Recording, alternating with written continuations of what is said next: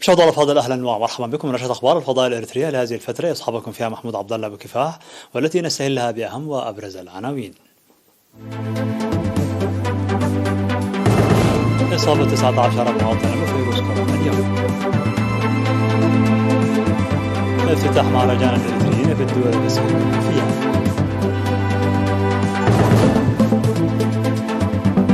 وزارة الصحة تحدد موعد التطعيم ضد سرطان عنق الرحم في البلاد.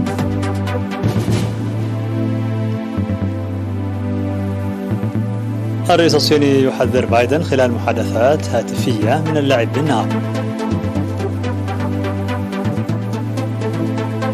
تضخم قياسي جديد في دول منطقة اليورو خلال شهر يوليو.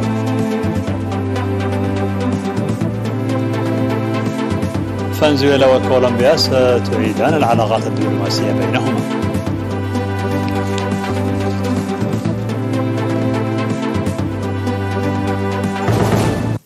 مرحبا بكم من العناوين إلى التفاصيل. أعلنت وزارة الصحة بأن الفحوصات المخبرية التي أجريت اليوم في الإقليم الأوسط قد أظهرت إصابة 19 مواطنا بفيروس كورونا، وكانت 4 إصابات في كل من وسط المدينة وكرن، و3 في ميتا منهاي، و1 في كل من جازاباندا وأخريا وبراديزو وقحوتا وترافولو وغردات وبارنتو وعالدقيح. في غضون ذلك شفي 10 من مرضى وباء كورونا في الإقليم الأوسط، وبهذا بلغ عدد المصابين بفيروس كورونا في البلاد حتى الآن 10,014. شفي منهم 9,794 وتوفي 103 مريضا، فيما لا يزال يتلقى 117 من المرضى الرعاية الصحية في المستشفيات. وزارة الصحة 29 من يوليو 2022. وافتتح في مدينة ستوكهولم السويدية يوم 28 من يوليو مهرجان الإريتريين في الدول الإسكندنافية تحت شعار خيارنا المستقل عزتنا. سيستمر المهرجان الذي يشارك فيه حكام الأقاليم الإريترية وآلاف الإريتريين القادمين من الدول الإسكندنافية والدول الأخرى حتى الأحد 31 من يوليو. وتتضمن برامج المهرجان سيمينار حول الأوضاع الراهنة في البلاد والتطورات الإقليمية وبرامج التنمية ومساهمة المواطنين فيها، وكذا المحاضرات المهنية وجناح الأطفال والحفلات الشعبية وبرامج الشباب ومعرض للصور وفعاليات موسيقية وثقافية.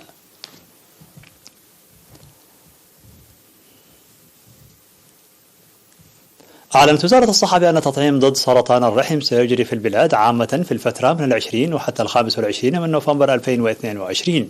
أوضح مسؤول برنامج التطعيم الوطني في الوزارة سيد تيدروس يحدقو لوكالة إيرينا بأن الهدف الأساسي من حملة التطعيم هو مكافحة سرطان عنق الرحم الذي يزداد باستمرار، واكتساب الفتيات من عمر 9 وحتى 14 المقاومة المسبقة. وقال أن 75% من الفتيات المتوقع تطعيمهن يتواجدن في المدارس، وستكون المدارس أهم نقاط التطعيم، وسيتم تطعيم البقية في المؤسسات الصحية والفرق الجوالة. وأشار إلى أن وزارة التعليم ومنظمة الصحة العالمية وصندوق الطفولة التابع للأمم المتحدة والاتحاد الوطني للمرأة والاتحاد الوطني للشباب والطلبة وغيرهم هم الشركاء الأساسيين في حملة التطعيم، ويقومون باستعدادات منسقة لإنجاحها. وذكر أن المهنيين الصحيين وأعضاء وزارة التعليم من جميع الأقاليم يتلقون دورة تدريبية للمدربين ل3 أيام في أسمرة وتلقي التعليمات. وقال أن نجاح التطعيم في إريتريا سببه الوعي والتعاون الشعبي، داعيا لتعزيز التعاون لإنجاح هذا التطعيم الهام.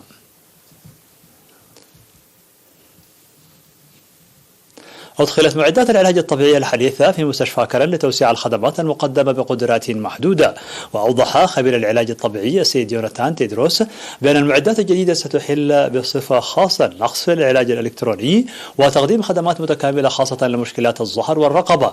وأشار إلى تقديم التدريب للكادر الصحي في مستشفى كرن لاستخدام معدات العلاج الطبيعي المتطورة التي تستطيع علاج مشكلات الظهر والرقبة والعضلات والتواء الأرجل في الأطفال بصورة جيدة.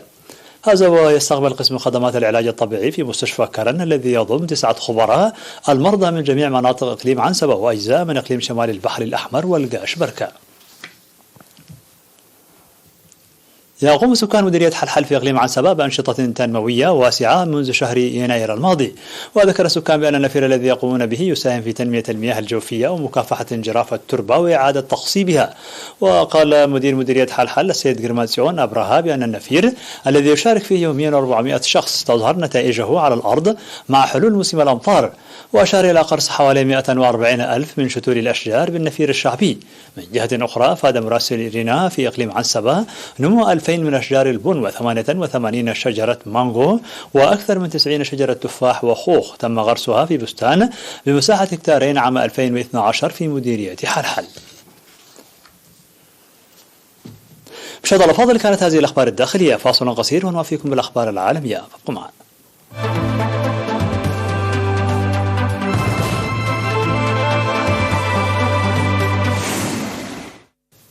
مرحبا بكم على الصعيد العالمي. أجرى جو بايدن وشي جين بينغ محادثات هاتفية صريحة ومعمقة استمرت ساعتين، حذر خلالها الرئيس الصيني نظيره الأمريكي من اللعب بالنار بشأن تايوان، فيما أكد بايدن أن الموقف الأمريكي لم يتغير بشأن الجزيرة. وقال شي لبايدن كما نقلت عنه وكالة أنباء الصين الجديدة أن من يلعبون بالنار سيحرقون أنفسهم، فيما تهدد بكين منذ أيام عدة بعواقب في حال مضت رئيسة مجلس النواب الأمريكي نانسي بيلوسي في مشروعها لزيارة تايوان. من جانبه شدد الرئيس الأمريكي على أن سياسة الولايات المتحدة الأمريكية حيال تايوان لم تتغير بحسب ما أعلن عنه البيت الأبيض. وأكد البيت الأبيض في بيان صدر بعد محادثات هاتفية بين الرئيسين استمرت أكثر من ساعتين أنه على صعيد تايوان شدد الرئيس بايدن على أن سياسة الولايات المتحدة لم تتغير وأنها تعارض بقوة الجهود الأحادية لتغيير الوضع القائم أو تقويض السلام والاستقرار في مضيق تايوان.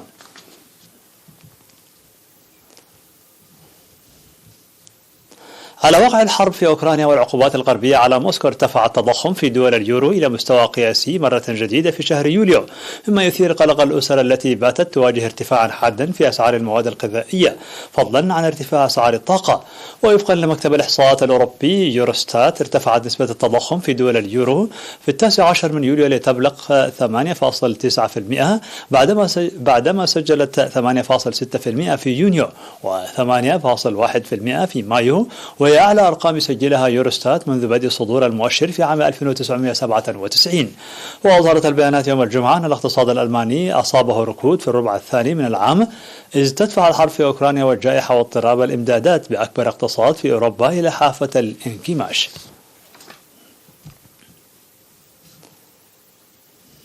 ستعيد فنزويلا وكولومبيا علاقاتهما الدبلوماسية على مستوى السفيرين ابتداء من 7 أغسطس المقبل، تاريخ تولي الرئيس الكولومبي الجديد غوستاف بيترو مهامه، حسب ما أعلن عنه ممثلا البلدين يوم أمس. واستقبل وزير الخارجية الفنزويلي كارلوس فاريا نظيره الكولومبي المعين ألفارو ليفا في سان كريستوبال، عاصمة ولاية التأشيرة الحدودية بين البلدين. وحسب تصريح تلاه ليفا فإن الممثلين أعربا عن إرادتهما في المضي قدما في برنامج للتطبيع التدريجي للعلاقات الثنائية، والذي سيبدأ في 7 أغسطس مع تعيين السفيرين وغيره من المسؤولين الدبلوماسيين والقنصليين. وفي تصريح جدد فاريا التأكيد أنه بمجرد أن يتولى بيتور منصبه سوف يشرع على الفور في تنصيب السفراء وجميع الفرق التي يجب أن تعمل في القنصليات المختلفة.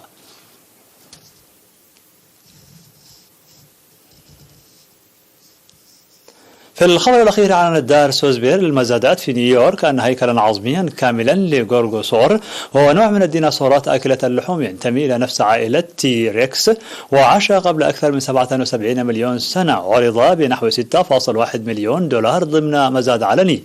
وأشارت دار سوزبيز إلى أن هذا الديناصور أصبح أحد أقل الديناصورات التي بيعت ضمن المزادات على الإطلاق، مع أن السعر الذي حصل عليه هو أقل بكثير من السعر الخاص بالتيرانوسور ريكس الذي بيع ب 31.8 مليون دولار في مزاد نظم سنة 2020 في نيويورك.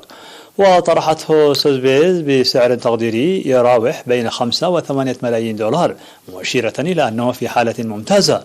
وكانت رئيسة قسم العلوم والثقافة الشعبية لدى دار المزادات كاساندرا هاتون قد قالت لوكالة الأنباء الفرنسية أن كل الغورغوسورات تقريبا التي عثر عليها موجودة في المتاحف، أما هذا الهيكل العظمي فهو الوحيد الذي يمكن شراؤه. في نهاية النشرة لكم تذكير بأبرز ما جاء فيها من عناوين. إصابة 19 مواطنا بفيروس كورونا اليوم.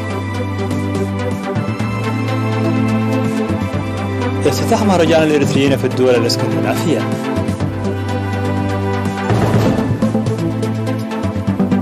وزارة الصحة تحدد موعد التطعيم ضد سرطان عنق الرحم في البلاد.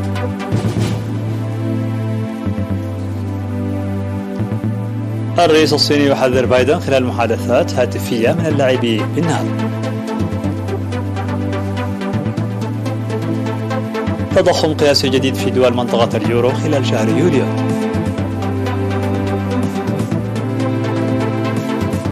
فنزويلا وكولومبيا ستعيدان العلاقات الدبلوماسية بينهما.